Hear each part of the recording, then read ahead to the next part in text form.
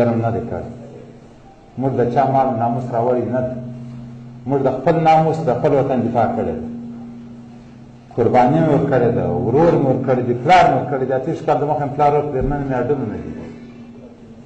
ټول فامیل مې ورکړی.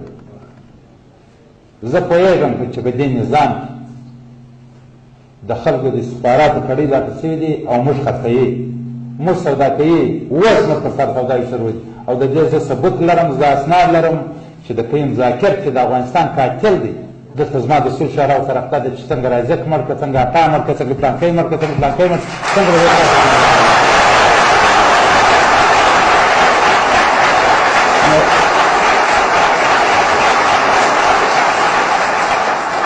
زما غوښتنه دا ده که چیرې موږ جرم کړی دی رام ولي په دا وطن کې هم په دار وکړه. که موږ د وطن ته خاینتوب کړی دی پر دا عیدګاه دروازه مې ودروي، نور ځوانان هم تړلي دي، موږ د راغوښه ځوانان نه یو.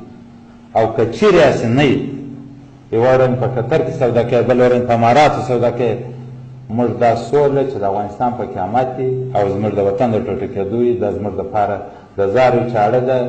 اوس هم یوه اشتباه یا خطا شاید وسوه چې نن یې موږ انجام وینو چې زموږ افغانستان کونج په کونج ټوټه ټوټه سا د جنګ اور کې بل شو.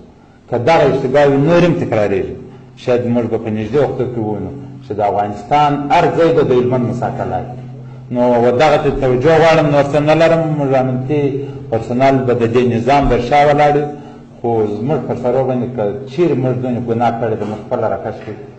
په تروریستانو په پنجابیانو مه وژنئ، موږ پنجابیان درته چې میدان نیسو. دغه نیکشنۍ وم د 18 کاله وم ستاسو